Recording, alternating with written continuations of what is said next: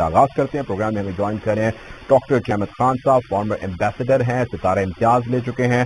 Welcome to the show doctor صاحب.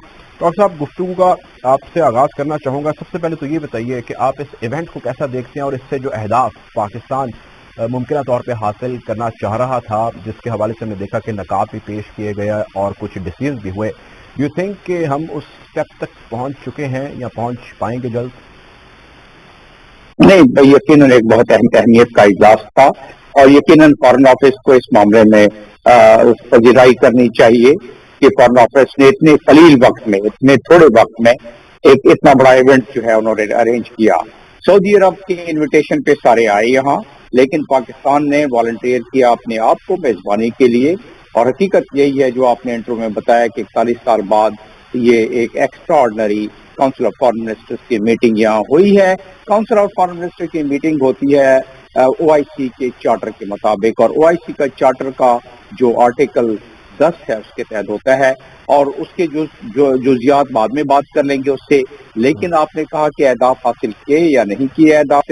Diplomatic efforts میں multi lateral diplomacy ہو گئی یا بائی لیٹرل ڈپلومیسی, لیکن ملٹی لیٹرل ڈپلومیسی میں جو کہ او آئی سی کے اجلاس جیسے فورم یا جنرل اسمبلی یا سیکورٹی کاؤنسل یا باقی, اس میں اہداف آل آف سڈن جو ہے اس کو ایکسپیکٹ کرنا, اور خاص طور پہ ایسے کمپلیکیٹڈ میٹر میں جہاں دنیا کے مختلف انٹرسٹ بٹے ہوئے ہیں اور امریکہ کے جو فارن پالیسی کے مطابق ان کی پریورٹیز کچھ تو ظاہری ہے اور کچھ باطنی ہے. اس لحاظ سے اگر دیکھا جائے تو پاکستان جو آگہی دینا چاہتا تھا پاکستان نے آگہی دے دی.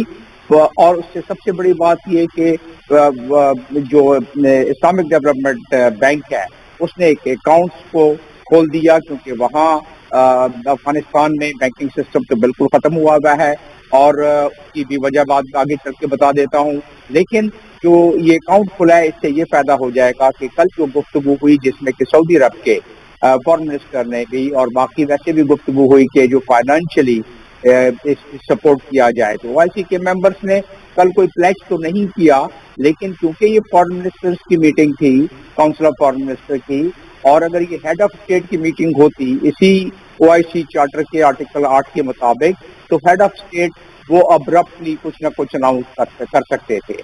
فارن منسٹر چاہتے تو اپنے ملک کے مینڈیٹ لے کے آتے, کوئی پیکج دے سکتے تھے, بات سوائے سعودی عرب کے 1 بلین ریال کے, اور کسی نے کوئی آ کے اناؤنسمنٹ نہیں کی. امید ہے کہ آگے جا کے وہ اس کو کر سکتے ہیں. اس قسم کے ملٹی لیٹرل جو فورمز ہوتے ہیں اور جو میٹنگ ہوتی ہے, سبمٹ ہوتی ہے, اس میں کنٹریز اپنے بائی لیٹرل مفاد کو بھی ذہن میں رکھتے ہیں کہ ان کے باقی کس سے کیا کیا ٹائز ہیں.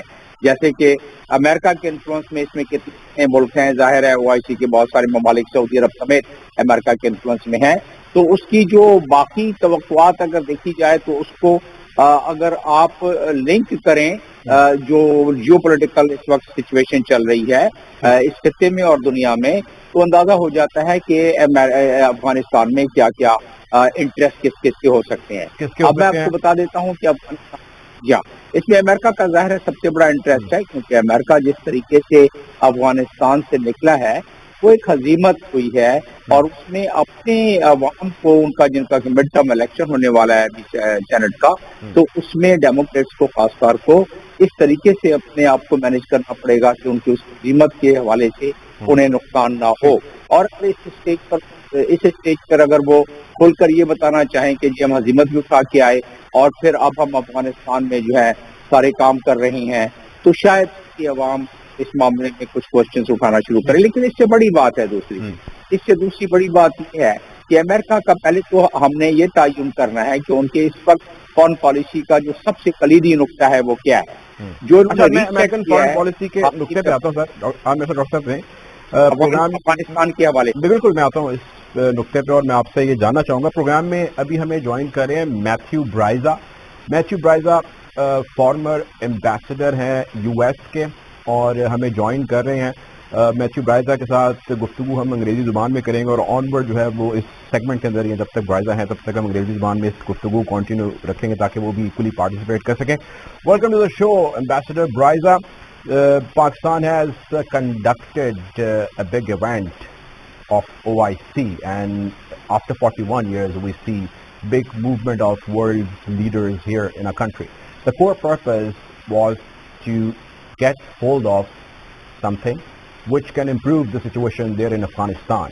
And primarily that is the funds that are required to run Afghanistan. There's an amount of around $9 billion per year that is required to run the system in Afghanistan, right? And that has been held by IMF, World Bank, and US itself.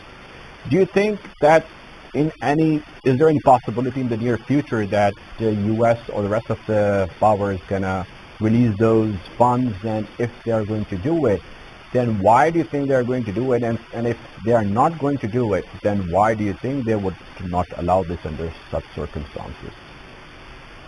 Well, thanks very much for having me with you, and congratulations to Pakistan on hosting the OIC meeting. I personally believe that soon the United States and the international financial institutions and all the global community is going to have no choice but to release the funds. They're going to have to release the funds because the humanitarian crisis in Afghanistan is so horrible and getting worse. I mean, the cliche, unfortunately, we always hear is the worst humanitarian crisis in the world is in Yemen. But more and more I'm hearing it's becoming Afghanistan. And it's just utterly immoral.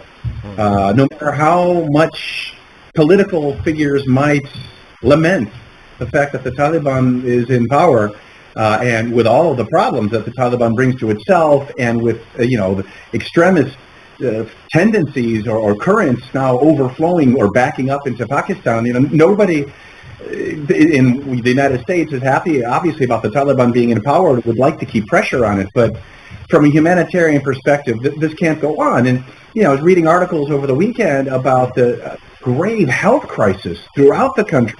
Nutrition, but health. This is a disaster left behind, no matter how much my former colleagues, whom I respect and love in many cases, want to turn the other way. This is of the U.S. making by pulling out so haphazardly and leaving this vacuum that's being filled by the Taliban. So, if we believe in our foreign policy based on both values and interests, then we have to release funds. Right. So, Mr. Matthew, I mean, there are three main divisions which we see in this $9 billion one, which I understand is IMF, the financial institution, and the World Bank. And third is U.S. itself. If you think that U.S. will release this fund and there's no other choice, then why would it do it? I mean, it can also happen that financial institutions might release those funds, which will be maybe around 4 or 5 billion, and then there would be rest of 50% not released by U.S. I mean, why U.S. would release that fund? I mean, when they were there, they were, spending that amount for the development of Afghanistan because they have fought for like many years and there's a lot of destruction, and now they want to cope up with that. Now they are not there. Why would they spend money? Number one, and number two is if financial institutions resume their money, things will work out. How do you see this? Well, I think the IMF and the World Bank are unlikely to do anything that the U.S. strongly opposes because the United States is the largest shareholder of both institutions. In other words, in simple terms, the U.S. gives way more money to the IMF and the World Bank than anyone else does. In a situation like this, those institutions are going to follow the U.S. lead. Not to mention, the World Bank has traditionally been headed by an American, while the IMF is headed by a European. But the IMF, whoever the head is, can never get that job without the U.S.'s approval. So they won't follow a different path. But to answer your other question, why is the United States holding the money back? I think it's domestic politics largely. I mean, I think the Biden administration at this point is really ashamed at how horrible the withdrawal was, and they know that that withdrawal made President Biden politically vulnerable and the Democratic Party politically vulnerable because he won the election, and by the way, I voted for him, so thank God he won. but he won the election not because people necessarily love Joe Biden, although I've worked with him personally and really do respect him, but the Americans voted for somebody who would seem competent, who could manage the government well after the circus of the Trump administration. And so the withdrawal from Afghanistan really called into doubt whether or not he truly is competent or is still competent. And so you see his approval rating drop dramatically in August as that fiasco was unfolding, the tragedy in Kabul. So now I think he's trying, his administration is trying to figure out how do they not look weak, and how do they look like they're still managing the situation and not simply surrendering to the Taliban after this 20 years of a horrible war that cost so much blood and treasure. So that's the reason. It's domestic politics right now that is preventing Biden from doing what eventually he's going to have to do, and release the funds. Right. You stay with me. Dr. Jamil, whatever Mr. Bryza is saying, I mean, for instance, if we assume that financial institutions and U.S. resumes whatever is required to run Afghanistan, do you think there will still be a need of Pakistan or a good relation with Pakistan for U.S. in order to run that money or in order to run Afghanistan in a better way? But now we see that there's a rift between U.S. and Pakistan, or let me just say this, there's a gap. I mean, that is pretty evident. How things will go ahead if the funds would be released by U.S. and the financial institutions? No, I think our Prime Minister and our Foreign Minister yesterday made it very clear, and even the deliberations during the OIC mood yesterday, it gives an indication that if we bring politics with the humanitarian crisis, and it's, by the way, going to be the biggest human crisis, after Yemen in the known history. It started already, and it's the United Nations, so many head of the departments, they have started saying that, including the World Food Program Director, Mr. David, and they have said that the people have started dying with the hunger there.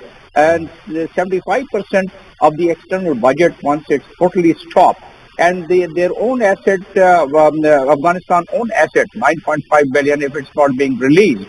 So, I heard, and we know about the way U.S. was compelled to withdraw, or because of the mismanagement, as it was being mentioned. So the way it withdrew, and obviously it's bringing a heavy toll on the current U.S. government and Joe Biden's government. So from that angle, yes, I totally understand that domestic politics and the forthcoming election in U.S., but at the same time, are we running against time? I think most of people like myself and some of the members of the OIC yesterday, they thought that we are running against time. And if the situation slips off from the hand of the world community or from the hand of those who really think that $2.6 trillion is spent in this region by the U.S. and 20 years, and after that, if they go back to the same situation where incidents like 9/11 could take place, so that's a good deal as a matter for the national security and for the side itself. And if that happens, let me also bring out about one or two points which would give us a clear idea and also moral grounds that what way Taliban, whether Taliban are helped or not, that's a different thing, but Afghan people, there are 40 million Afghan people. In Doha Agreement, the part one was the responsibility of U.S., which they have given the commitment in writing, and U.S. has its own values. It's been always, thriving and known as to maintain their value and as to, take the world along with their leadership. And imagine, here is the document, which is a document which has been submitted even the United Nations, and that document is the first part of that document is the responsibility of U.S. and it says in its paragraph D, says that the U.S. would initiate the review of sanctions which U.S. had imposed, and in its next paragraph, which is paragraph E of the part 1, it says that U.S. would diplomatically engage with the number of Security Council members, and try and get the sanction list removed for the Taliban. And this is one of the crucial points, because some of the members. Dr. Jamil, I get that. My point is, this is written. This has to happen. This is what you're saying. We all are being so optimistic, like Mr. Matthew especially. My question is, if we look at the scenario right now, there are sanctions. in case if they do not lift those sanctions immediately or maybe in the near future, and also the financial institutions juxtaposed to whatever the U.S. is doing, like Matthews also mentioned, the relations between both institutions. My question is, what will be the situation? And there's another school of thought which is so strong, and that says that U.S. really wants disturbance in this point, and why would it not be? Like, because disturbance in Afghanistan would create disturbance in China, one of the biggest rivals. Disturbance in Afghanistan will create disturbance in Iran, one of the big problems. The Central Asian countries, Uzbekistan, Tajikistan, Turkmenistan, somehow still under influence of Russia. Why would not, U.S. do something, really, disturbing here in Afghanistan by, holding back the money, and for that they would have like 20 reasons. So this is a very strong school of thought. How would you respond to this? It doesn't stand today. Doesn't stand today, but still it is. I mean, the sanctions are there. I mean, if it continues, what will be the situation? Are you asking me? Yes, Dr. Jamil. Are you asking me this question? Yes, Dr. Jamil. Right. Basically, if the U.S. follows the same policy as it is following Right post 15th of August, then people, analysts like myself, would have no option but to raise their skepticism of probably thinking that U.S. really wants to do what you have just said, means that control destabilization, which means that U.S. now reset in the foreign policy of containment of China.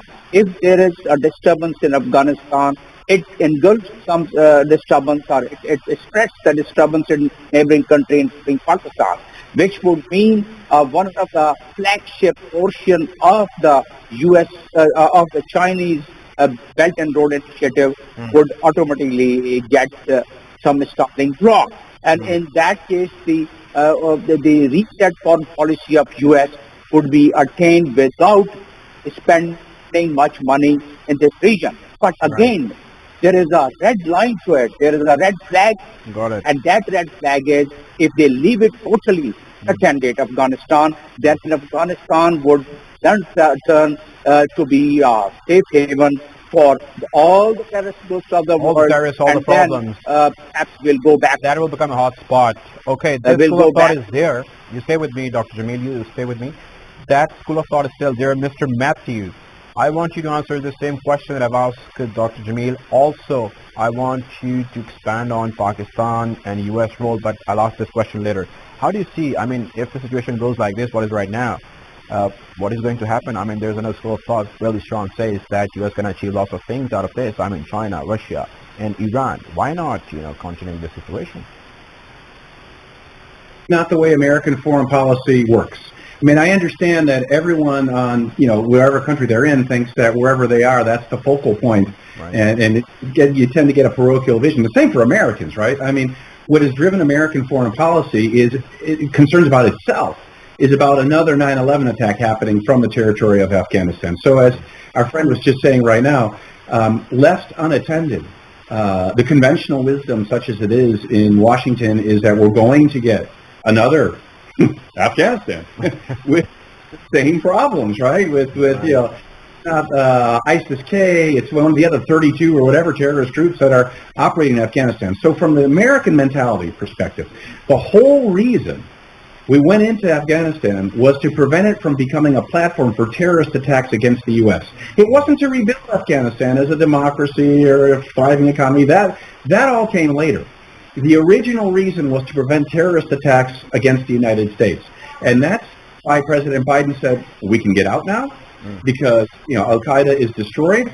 And so letting things go and letting the weeds grow again and having a disaster situation, that's terrible for the American foreign policy. But number two, believe it or not, we have this belief that if we broke it, we bought it. We need to fix it.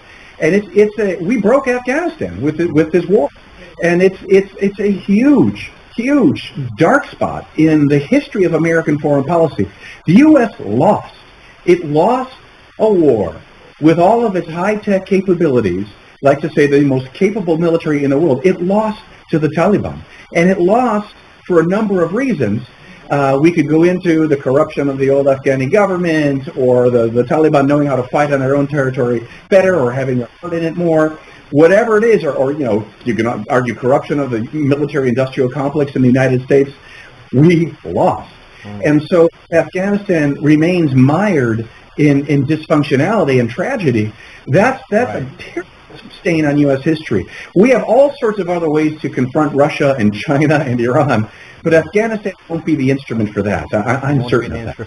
Instrument for that. Mr. Matthew, you stay with me. We would thank Dr. Jamil, and we'll go for the break. And Mr. Matthew, can you please expand on, sir, what is going on between Pakistan and U.S.? I mean, you've been so close to Biden. You've worked with him actually. So, I mean, your president is not calling up prime minister. What is going on, sir? How would things work ahead?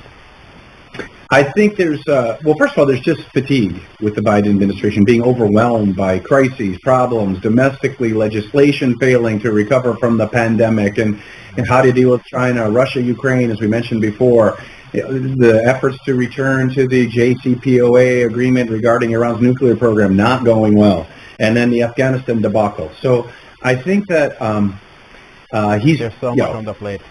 There's so much on the plate, but then there's another big problem, which is a misunderstanding of what's happening in Pakistan. The same thing is here. I live in Istanbul, as in Turkey, where the Turkish government has become a sort of a negative brand in Washington. There's for a number of reasons, and no matter what arguments you bring to the contrary, there's still misinterpretations, misunderstandings that are not accurate. So same with Pakistan. Mr. Matthew, that whatever the confusions are, like you're mentioning, the right way is to sit and talk and let's resolve, because we've worked so close with each other's, with different leaders, of course, and there's way forward ahead as well. So why don't these two leaders sit and talk? Good question. I completely agree with the thrust of it. I mean, if Joseph Biden can talk to Vladimir Putin, my God, he's got to be able to talk to him on, right? Come on. And, Russia has decided that the United States is its enemy, is its foe. The United States needs Pakistan in Afghanistan, not to mention for many other reasons. Yes. So I think it's really unwise to freeze out Prime Minister Khan, but it's the same way Biden didn't talk to Recep Tayyip Erdogan for months and months and months for no good reason. So I agree with the thrust of your question. Right. Mr. Matthew, I'm running short of time. Last question, sir. U.S. does not recognize Pakistan's effort that, which Brigadier Farouk is also mentioning, and this long list of efforts that Pakistan or sacrifices Pakistan has given. Why it is like this in U.S.? I mean, it's always a concern in Pakistan's quarters, not in this government, in the previous governments as well. Why? I think that the super complexities of Pakistan's domestic political, cultural situation gets drowned out. It gets overshadowed by the sort of the mainline arguments and reasons why the U.S. went to war in Afghanistan. And so that was to get bin Laden, right? And so if he shows up in Pakistan and then the U.S. goes there and executes him, what resonates, like a bell that has been rung and it continues sort of ringing and resonating, but for years, is that bin Laden got safe harbor in Pakistan. And so therefore, wow, like how can we work with that country? And even though we need to, we have to, and the Pakistani military is, again, before this went, I mean, the situation was pretty much the same before the bin Laden was, executed or neutralized. The situation was pretty much the same. Why? The U.S. wasn't paying attention to TPP and the other concerns of Pakistan, and that's because we're selfish. We went to Afghanistan, right, to destroy Al-Qaeda and to protect the U.S. homeland. And so, I remember Hillary Clinton, one of the addresses in the Senate, I guess, she was talking about whatever the U.S. has done in war in Afghanistan and how they used Pakistan as well. I'm not sure if you've seen that clip or not, but I've seen Hillary Clinton talking about that. Mm-hmm. Well, yeah, I didn't see that clip, though I've seen a lot of Hillary Clinton clips. But I do recall early on, in about 2002, and I was overseeing U.S. relations with Central Asia, and we were figuring out how to show our gratitude and how to provide some economic help and assistance. Right. And I remember I got shot down when I said, but Uzbekistan has played a key role. Mm-hmm. And my superiors at the White House said, yeah, but we really need to focus on Pakistan. and providing monetary assistance to show our gratitude. So we thought that was going to be enough instead of really helping Pakistan with this other terrorist struggle. That was too much for us, for better for. Right. Sorry. Thank you so much. We had Senator Matthew Bryza with us. Always an honor speaking with you.